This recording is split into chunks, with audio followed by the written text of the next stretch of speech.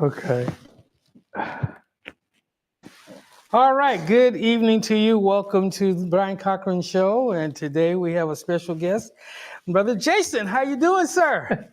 I'm great. I'm so glad you just. I'm great. You didn't have a chance to kind of warm up a little bit, and Yeah. you just had to throw you right into the fire because It's you okay. got caught in traffic. But we appreciate you coming in, and this is our second try. Yes. And this time it's a good one because you're here. I'm here. And we're not going to have mechanical failures in Jesus' name. Yes, sir. So tell us what your name and the name of your organization and kind of what y'all do. Okay. My name is Jason Betts, but I'm more known for being a coach in Pasadena. So they refer to me as Coach Jason. I've been Coach Jason for this would be my 34th season coaching football in the beautiful city of Pasadena. And I love anything that deals with our youth, from mentoring to coaching to empowerment. And I'm sitting here talking about it and I'm floating on the cloud because I get to work in my chosen profession, and it's also my passion, and I love it. Anything to like when you can inspire somebody, and a lot of the young people I'm working with lack hope. So to bring that sense of hope to them and the love and support that we all need, don't get no better than that. That's true. Don't get no better than that. So I love it. So what are some of the tools that you use before we get into the other part of what we're talking about? Because coaching is so important and working with young people is so important. What are some of the tools that you use in dealing with these young people? Okay, so Life Builders, we started out in 2000 just doing sports training and mentoring with the youth. But like anything, the more time you spend with someone, you get to know not only what's going on in their life, but in the lives of the youth that are in the program. So I was a probation officer at the time, and I knew that I needed to do more. I was raising my own family, so I really didn't have the time to, or even had the thought of going back to school to become a therapist. So it's Life Builders has just transformed with how our society has regressed as far as the behavior issues that are showing up and the avoidance of speaking on mental health. So I was at the crossroads, and I needed purpose because I went through a divorce and I was at home alone. And I'm like, God, I need something. And I prayed, and he said, go to school. So I Googled master's program, and the first thing that came up was marriage and family therapy program at Pacific Oaks College. And I just ran with it, and everything just made sense, from the classes, from being embraced by the instructors, to learning more about myself, communication, and I was healed. I was healed going through the program. Now I can be a healer of others. So I'll say it a million times, it's just a beautiful experience to heal, go through something healing, and now you're in a position to help and heal other people. So, so how did you get into knowing about you going to the next level into mental health? Okay, but I'm sorry, I didn't answer your original question. You said, what are some of the tools? Yes. So I use the slogan, life is therapy and therapy is life. So the more you understand about your life, the experience you've gone through, who you are, where you're trying to go, the better off you'll be in life. And that's all therapy is. It's just, we're teaching you how to manage your life. Like, I can't manage it for you. God can't manage it for you. You have to manage it for yourself.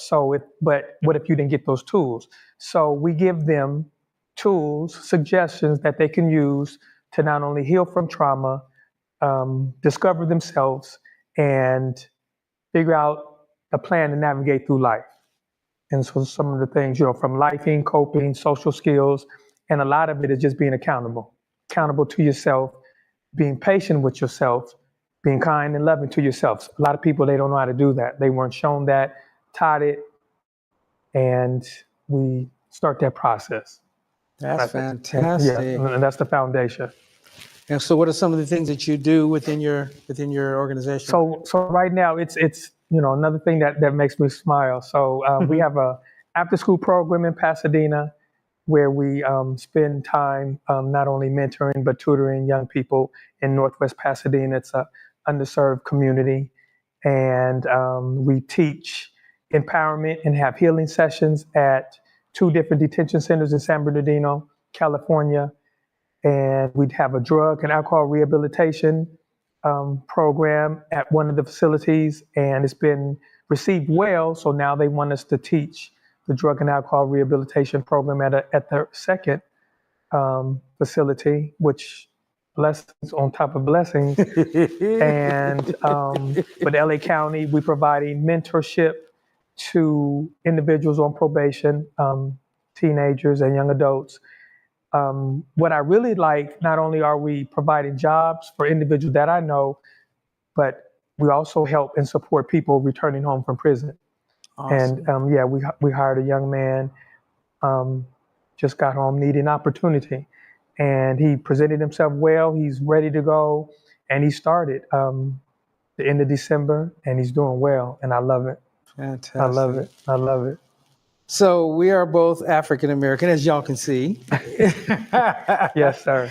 What are some of the stigmas behind why we don't get mental health?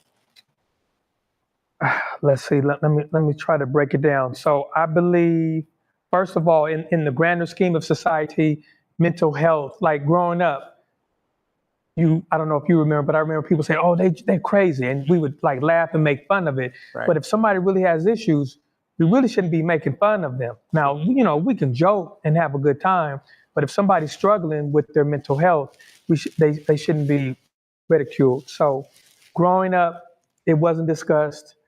Even before I was born, in my family, we had a aunt that I never met. She passed before I was born, but she had mental health issues, and it was kind of like, not like a secret, but it wasn't addressed properly. So that was like a different time. I don't know what was available, but so now moving forward, the Black community still hasn't really addressed it, embraced it. I have clients that need services, and people like, they're still on the fence because they don't understand. When you don't understand something, it's hard to accept it. So we break it down. I share with them, you don't have to say it's therapy. You can say, I'm your life coach. Because what did I say earlier? Life is therapy, therapy is life. So take down the words that have a negative connection in your conscious and subconscious, and say you have a life coach. So now when you're having conversations with people, you say, oh, I'm going to go see my life coach. They're like, oh, wow. It's a different response. And you're empowered because now you're feeling better, but you're getting the thing is you're getting the work. So take away therapy, take away, you have a clinician, and if it makes you more comfortable in that, in that specific situation, you have a life coach. And then now we can get to the healing. So should a person see you that has depression? Yes, my areas of specialty are depression, anxiety, couple conflict, domestic violence, drug and alcohol addiction, grief, and there's a few other that don't come to mind. But I'm comfortable dealing with the things that not only do I have the training and understanding, but the personal experience of different disorders that I can either relate to personally. I'm a former probation officer, so I had many clients presenting the stuff that I just stated, and we just talk, and the more comfortable the individual I'm working with is, the easier I believe the sessions go. Not just feeling safe, but feeling comfortable and not looked at, because our face says it all. So if you say something I'm not comfortable with, I might give a face that makes you feel funny, and now you're not returning, and it might turn you off from therapy altogether. So I'm mindful of, how I present, and only conducting sessions in areas that I have experience in. If somebody presented something that I wasn't comfortable with, or had the training or the knowledge, I would refer them out, because I think not only is that my duty, but I want them to feel comfortable dealing with someone who has that experience. That's fantastic, because a lot of times I'm a minister too. Right. And so we want to hold on to people and think that they belong to us when we actually belong to God. And your concept and idea, which is so incredible, that if you can't help somebody, don't let them die. Don't let them go without the help they need. Share, pass them on to somebody else so they can continue to get the help they need. Yes, sir. We're all part of the same team. Yes, sir. That's so awesome. We are. That's so yes, awesome. we are. If you would like to leave a comment, or if you have a question for Coach, please feel free. That's why I had to do it a different way, because I figured folks are going to want to ask questions, because he's awesome. Matter of fact, he's my therapist, and he says, how can educators embrace mental awareness for Black students in school? We repeat that again. Say that again. How can educators embrace mental awareness for Black students in school? I'll leave it up so that way. Okay. That's a great question. I think it's first starting off having conversations, breaking down the stigmas that you mentioned earlier, so the students understand that it's okay to talk about mental health and awareness and getting help and saying you need help, and even understanding what is mental health, because some people don't know. They said, it's a word that is thrown around, but what is it? So having the conversations, providing information if they do need services. If it's not from Life Builders, there's plenty of providers in all areas. You can invite me. I'll come into the classroom. I've done several presentations in classrooms on many issues, from bullying to mental health awareness. And having that, this is how I speak. I don't come in speaking any different. The way I speak, the way I present, is how I speak in therapy, it's how I speak in presentations. I think when you are yourself, people gravitate to that. And then if you're using big words, especially with students, they might not understand that. So now they're left like, what is he talking about? Or if it's somebody else speaking, like, what is that person? What is she talking about? What is he talking about? So I think it's important to explain it where everybody in the room understands. There's an old saying, KISS, keep it simple, stupid. Keep it simple. Keep it simple. Or yes, saint, sir. Or whatever you want to use. Yes, keep it simple. So use. Yeah, so I'm very direct with my presentation, and we get to the point. We don't beat around the bush. And if somebody needs help, we'll get them the services. And if it's not through us, we have many providers that we network with, and we'll get them the help. Yes, that brings us to you and I. I haven't shared what's gone on with me yet, and I will soon, but I had a huge trauma. My wife and I had a huge trauma, and I needed some help. Yes, I'm a minister of the gospel. Yes, I have some ministers, which I shared last week, that I have some ministers that I'm accountable with, and they counsel me as well. But I needed somebody that was out. Jason is a saved man, but I got him through Kaiser. And the Lord blessed and gave me a man that loves the Lord, at the same time has all the pedigree of being able to help me. I wouldn't be sitting here now doing what I'm doing now if it hadn't been for him. And it's one of those where we're taught as ministers that give it to God, and God will fix it. It's in the scriptures. But he says, what about a multitude? Go to a multitude of counsel, get help. And so as you've been helping me, I appreciate it. Thank you. No problem. And we meet every week, and sometimes we don't have a whole lot to say. Sometimes we just pray and talk, and sometimes he'll make me dig in, and what's so cool about Jason, I'm saying it like he's not here, but one of the cool things about him, and I'll toot his horn for me, because I'm getting high on his services right now, and he's helping me tremendously, is that he's patient, and he doesn't force me to say anything that I'm not ready to say.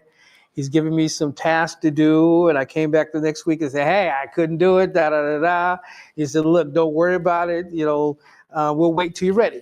And I think that's the biggest thing that helped me. And that's why I'm doing the show today, and we'll probably do a couple more, because we got something coming up that we want to help people as well, is that there's other ministers like me, there's other folks that are in the body of Christ, as well as African-American, they need help. And so as you were, without giving away what we've been talking about, what are some of the things you did with me to help me? Can you say that? Good question. Yes, I can speak in generic terms. So I think it's important when you're working with anyone, as you mentioned, to be patient.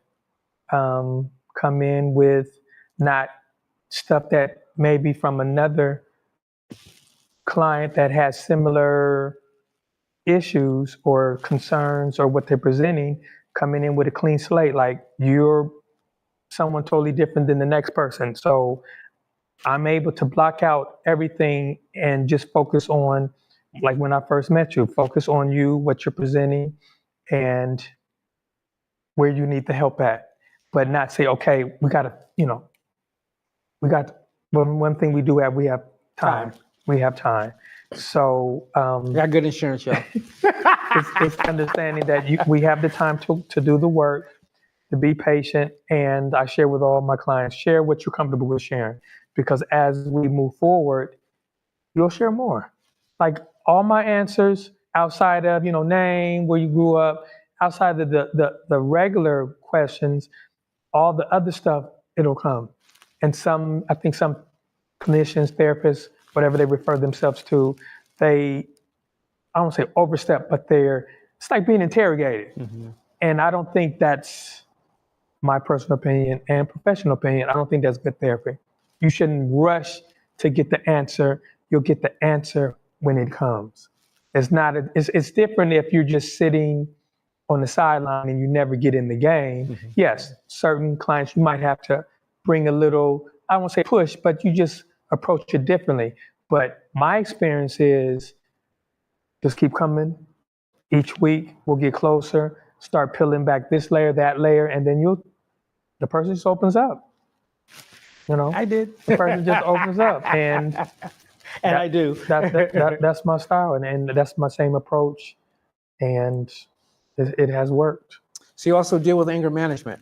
Yes. So what are the things that when people come to you that you have to deal with to help them get past themselves? So when we're talking about anger management, definitely unable to control our emotions. And everyone has anger. Everyone has sadness. Everyone has happiness. But what you present, it depends on how you were taught how to manage those emotions. Some young people and older people that I'm working with that have anger management issues, they've seen violence. They've experienced violence, and some of them are victims of violence. And violence is not just physical, it's mental, emotional, and financial. And a lot of people, they don't understand that. So we break it down. We find out what has been their experience, what type of violence they've been exposed to. And the bottom line is, it's not your fault. Especially when we're talking about kids. It's not your fault. It's not your fault the way you are. And a lot of kids, they've never heard that. Hold tight. I'll come back to this question. Okay. No, keep talking. Oh, so no, this is a good question. A lot of people haven't been, they haven't heard that it's not their fault, especially a young person, because they've been told it's your fault, you're no good, you're just like so-and-so. So in their eyes, they feel like, well, it doesn't matter. I'm no good anyway. When you have shared it earlier, I did a video earlier going into the drug and alcohol rehab classes. I said a person without hope is unable to dream. They don't see any value. So it's easy for me to be disrespectful. But if I have hope, and then you add that with somebody that believes in me, I can do anything. That's fantastic. So that's my approach. Letting them know day one, you have value, young person, older person. You have value, you're loved, and now we're going to teach you how to love yourself and to be not only kind to yourself, but kind to others. Doesn't mean people aren't going to get on your nerves. People get on my nerves, but you have to be able to, the woo-saw, and I call it practice the pause. Just pause. Because when you pause, it gives you time for your mind to catch up with your emotions and be like, nah, I don't want to do that. I don't want to say that. I'm better than that. And that's what we go over. That's fantastic. Yeah.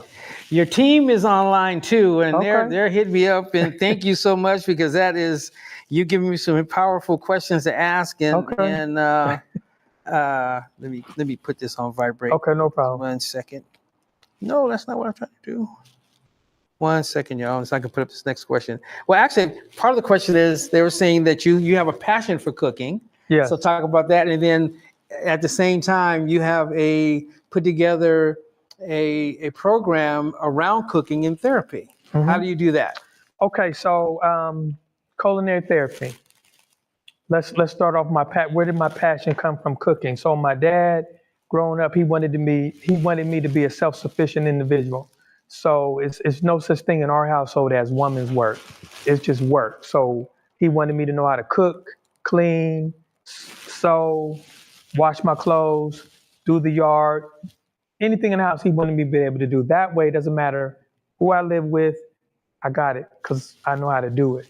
So once I got into college, and you're doing fast stuff in college, it wasn't really an art during that time. But once I got out and started watching the cooking shows and seeing how to do this, doing that, I was bit by it, And then the baking side, I got into that because I was in charge of the birthday club. And I went and bought a cake. I won't say the name of the bakery because I don't want to put them out. But the cake was so old and dry. And I was offended. And it made the person whose birthday we're celebrating kind of sad. Right. So I said, that'll never happen again. So I've been baking cakes since 90, 95. That's fantastic. I've been baking cakes, baking cupcakes, and then I just elevated. I watched the cooking shows. And cooking is just like therapy. You're trying to find what formula works best. So same with cooking. I try to do different formulas to see what tastes better, elevate a cake, try a new flavor, what have you, surprise a family member. And it really helped during the pandemic because we weren't going anywhere. So I would cook and bake for family and friends and drop it off on their porch. And that helped not only myself, but it helped friends and family get through the pandemic. And then clients that I couldn't see in person, I would send the list to the parent. They would buy the material, the food items, and set up the iPad, and we would go through the steps. And that was during COVID, or that was during COVID. Yeah, it's kind of stepped out of it now because we're back in person. But I taught many young people how to make tacos. The young lady knows how to make a cheesecake, just whatever. And I let them pick the food item. Right. So one wanted to make spaghetti, one wanted to make tacos. The young lady wanted to make a cheesecake. And another example of someone showing interest in you. So it's not just what I want to do, it's what you want to do. And then in therapy, if we're just sitting there, blah, blah, blah, with a kid, they get distracted. So to be able to do a project during therapy is very beneficial. So I enjoyed that. I still enjoy it. And so are you offering classes now? So let me say this. Go ahead. No. Are you offering classes now? And then I'll come back to the end. Some of the things we're going to be doing. I'm working on several projects right now. I want to offer a summer program where I know my after school program will be in it, but I want to offer it in Pasadena. I want to offer 2 classes, one online and one in Pasadena, where we'll come in and we'll cook something each week. So yeah, this summer. Awesome. Yeah. Let me see what else anybody got to say. Powerful discussion. Well, let me put it up. I'm going to put it up so that way people can see it. Okay. You actually go to this one. It says, "This man has come a very long way. Coach Jason is a real one, and God has blessed him with a gift of knowledge and compassion." Next one. Thank you. Powerful discussion. Thank you. Glad you're enjoying it.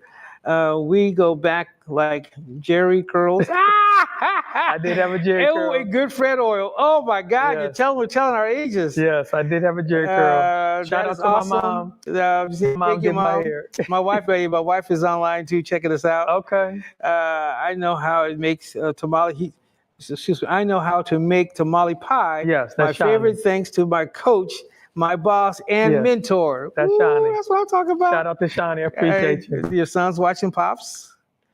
Hands up.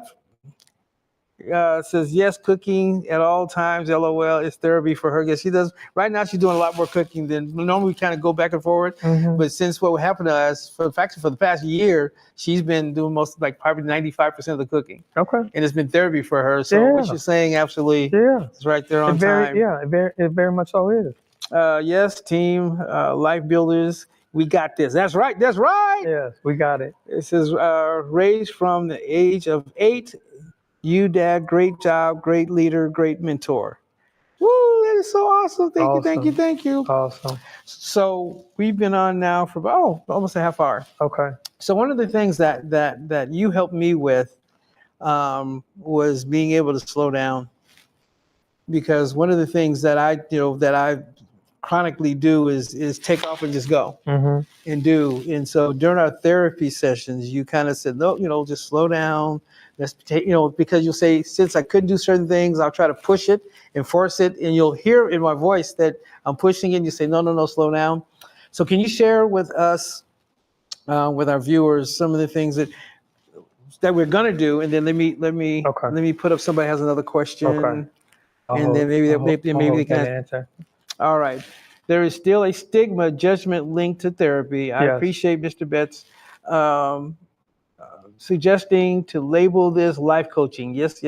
And it goes on, it says, we can all identify with life coaching being beneficial for all of us. And then my wife says, yes, Lord, he does go. Yeah. So talking about me. Right. So in my email, it says Jason Betts CEO / life coach, because I refer myself as a life coach because it sounds better to me. Like when the word life, like people ask, how did I come up with the name Life Builders? It just came to me in 1999, and I wrote it down in 2000. It just came to me, and not knowing, like, of course, what I knew then, I didn't know where it was going to go, but that's what we're doing. We're building lives or rebuilding your life, one or the other. So when you say life and coach, like coach has a positive connection. When you hear coach, it's like, oh, you stand up straight. Like, oh, you got a coach, and then life in front of it. Two powerful words. Awesome. So yeah, life coach. So as far as the I forgot. The first question. You help me slow down. Slow down. So the meaning behind that. So our society has a sense of everything is fast, instant gratification. I want results. I start a business. I want to be a millionaire next month. That's not how life goes. So, when you are blessed to receive the years I've seen, you understand it's not at our pace, it's at God's pace. And I had to learn that because we all want that. It's just natural. Especially, so let me say it this way, especially as a man, we're taught to just be doers and go for it. Don't worry about our feelings. Don't worry about, the pain and trauma that we're going through. We just got to go. But then that's why we die earlier. That's why we, self-delete, as they call it now, because we're on YouTube as well. So say self-delete, is that we because we're internalizing everything, we have no way to give it to somebody that we can trust. And what's so awesome about, you didn't know me, and that's one of the cool things about it. Whatever we talk about stays between us because you're bound by law. And then two, because you're also a man of God, that it's not going to, you may use some of the, anyway, but let me stop. Right. So in helping us, how long have you been with some people for therapy? Sometimes how long does it take? It varies. It varies. Like I have one client I met him right before the pandemic. I met him in January 2020, and I still see him today because of what he's presenting. And as a parent, so let me back up. So the individual, that's who he is. That's what he's going to always present. And as a parent, we want that fast recovery of our child, and we want our child to be quote unquote normal. But some kids will have something that they'll carry for their lifetime. So the parent, she's eventually understanding that. And I can't just say, well, bye, good luck, because that's 3 years. I have good rapport with them. So as long as I'm in therapy, and if he still qualifies for services, I will keep him, because not only I understand him, people have ran out on him. Like I think he had 4 other therapists, and they just left without a goodbye, just stopped coming. Wow. So how do you think that made him feel? Happened? So tell me what people, so when you started with him, what did it take for you to knock down those walls and to help him to feel comfortable with you? I always start out with just seeing see the humanity in everybody. No matter what they're presenting, going to juvenile hall, some people can't do that type of work. I'm a former probation officer. I'm not judgmental. I don't need to know why you're here. because that's not what my purpose. My purpose is to help you. So when you able to see somebody for the human, they're of God just like I am. So how could I see them less? So saying that and believing it is powerful. So we're connected day one. So they want to come back and again and again and again. So even if they take a little bit from the class, that's at least maybe the first person that not only believed in them, but gave them something just for them. And I think if we could repeat that over, a billion times, you will see the change we all want. Because everybody talks about, oh, I want this, I want safer streets, I want, decrease in crime, but no one's doing the work. We just talk, and we have forms, we have this, we have that. So when you have the opportunity to actually do something, that's when you should do. It's called being better by doing better by being better, or vice versa. Being better by doing better. But it's both. It's both. It works both ways. It works both ways. So if I want my fellow man or woman to be better, I have to be better. How I treat them. We can agree to disagree. I don't have to call you out your name. If we don't really work well together, I'll go over there, you go over there. But what do we usually see? They every time they see each other, they want to argue, they want to fight, they want to complain. Why? That's wasted time and energy. So if I am speaking that, then I have to live that. And that's what I do. Because I'm not going to mesh with everyone. Just like a client is not going to like my style, or a parent. So they have the right to go somewhere else, and that's fine. No hard feelings. They're like, oh, don't take it personally. I won't. That's just what it is. It's just like if you have a friend circle and you have, just say 5 friends. Over time, that friend circle could change for whatever reason. And you might be like, oh, I wonder what happened. This happened to me personally. It's like, I wonder what happened to so-and-so. But I'm not going to call and say, hey, what happened? People leave for whatever reason. If I haven't done nothing to you, I'm not going to worry about it. Right. Because guess what? God's going to send somebody else who needs my friendship, someone else who needs mentorship. There's always going to be somebody to replace that void. So if you focus on your purpose in life and doing what makes you happy, you won't worry about all the external stuff. So what you're offering is actually, even though it's supposed to be therapy, you as a life coach, you get into all those other things. It's all connected. Yeah. If I'm only focused on, say we're talking about anger management, if I'm only focusing on that and not looking at your environment, how do you interact with your parents, who you are as an individual. Or your spouse, significant other, loved ones, whatever makes you who you are. If I'm only talking about anger management, you might be able to deal with that. But what about all other stuff? What if you don't know how to love? What if you don't know how to communicate? I missed that opportunity by just having, the tunnel vision of just focusing on that one thing.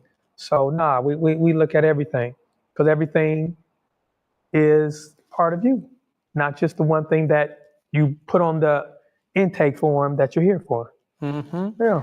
So the question to Kamiko, we're going to be talking about it in a second about what we're going to be doing. So that way, because we're going to be doing something out here as well. We're going to give his information so that way you have his information. Then for the next couple of minutes, we'll be also talking about what we're going to be doing here in this location. We're in Pomona. We're in our studio here in Pomona, but I'm also on the campus of Pilgrim Congregational Church. And we're going to be doing some pretty cool stuff here, but I want to kind of get into the basics first, understand what we're doing and why we're doing it, so that way what he brings to the table, one, and how much is needed in our community, and we're going to bring it here to Pomona. So we thank God for that. So yes, absolutely. Brian Cochran, my wife, says, yes, sometimes I think we have to slow down. So many things going on every day, all day. We have to make sure we are taking time and it dropped off because it allows you so many characters. So for ourselves, doing self-care, mentally, physically, and spiritually, goes on to say. Yeah. It's all true. Thank you. Yeah. And then Jacqueline says, I will watch the replay. She got to get back to class. Well, thank you so much. That's cousin Jackie. Yeah. So we'll end now. And so one of the things that as Jason and I became more acquainted, we became friends, and I was praying about because out here there's a lack of the services that they offer in Pasadena. And then so one day we were talking, he said, hey, I wouldn't mind coming take a look to see what we can do out here. So what's your vision for out here, and tell them what we're going to be bringing, and then we could talk about how they can get a hold of you as well as us. We're going to form a list, so that way one will do some group counseling first, and then as time goes along, we're going to work on getting some funding, because we want to make sure service worthy of this hire, so we make sure they get paid as well. But we're going to bring them out here, or he's coming, and he's working on some funding to get us out here. We're in LA County, so that way we do anger management and some other stuff that he's talking about now. So go ahead and tell us kind of what you're thinking about doing out here. So the vision, Life Builders, we're on a mission. Pomona, yeah. We're on a mission, and Pomona's our next landing spot. So what we're bringing is what I call our empowerment series, and we will have group sessions. How many depends on how many people are signing up for it, and the age group. We want to make sure it's age appropriate. Divide the groups up, and we're just not here for the therapy side, but for people in certain areas. What do most people need? Jobs and opportunity. So we're also bringing our job training program, and we have 2 companies that will help with placement. So we're not only going to train you for the job, train you to maintain the job, and also place you in the job, because we could train you and then place you, but what if you don't know how to maintain it? Right. Then you write back to us saying, hey, it didn't work out. So we want to give you everything that you will need, and then the rest is on you. And that's where the accountability falls in. So empowerment, group sessions, job training, and then the mentoring / counseling for the youth in the area. And it's going to be beautiful, because everything we've done is a connection on not only my vision, but the people who work with me. They're also inspired, wanting that same change I talked about earlier, and invested. So when you have a team that not only supports Life Builders, but is invested in that change, you can do anything. That's right. Yeah. That's right. Do you have any more questions before we go off tonight? We're going to be doing, it's a holistic, just so you know, it's going to be a holistic approach. We have a bunch of programs we're going to do, including, entrepreneurship. Because we have a podcast center, we're going to be teaching people how to get in and do their own broadcasts like this here, and all kind of stuff as well. And then we also have a men's program helping, men to become better men and learning what it is to be a man. Because one of the things that happened to me is because a young man didn't know how to be a man. And he didn't know how to deal with his anger and some other stuff that we'll talk about another time. But this kind of put me on fire. And then as Coach and I were talking and praying and helping me, I'm like going, man, if you can help me, because I was talking to another pastor and a friend of mine, and he's going through some stuff. He's going through depression, and he's waiting for you to come out here, because he's trying to go through his insurance, and they're kind of not being able to do it the right way, and so he can't get the help he really wants. And that's what's so powerful about what we're getting ready to do, is that we are going to be able to help some people, and that's what we're excited about. And thank God for you being here. And insurance won't be the issue either. Amen. Yeah. That won't be the issue. And Life Builders. Yes. .org. The website. Yes. It's Life-Builders. I knew that. Right. Life-Builders.org. You can go on that. You can send us a message for services if you want to be a volunteer at our different events. We have an event in February for Black History. We're having a Pasadena Unity Day in Brookside Park. So where we bring in all the brothers that we personally know to come out, fellowship, and we'll have a flyer. So he'll send me a flyer. Yes, we'll make a flyer, so that way we could post it on through our stuff and through our email as well. I'm excited. Thank you so much for fighting back to come out here and be a part. Any last words before we go off? Yes, I just want everybody who's listening, just remember to be kind to yourself, do your self-care, and if you need help, get help. Like I said, you don't have to contact Life Builders, but contact somebody. There's no reason to suffer in silence. So, and just live your life to the fullest every day, because we're not promised the next day. So whatever you want to do today, do it. And thank you for tuning in, and thank you for the opportunity. No, thank you. Appreciate it. Thank you so much. This is the Brian Cochran Show. This is our first full one. Yay, we made it. No We made it. technical difficulties. No And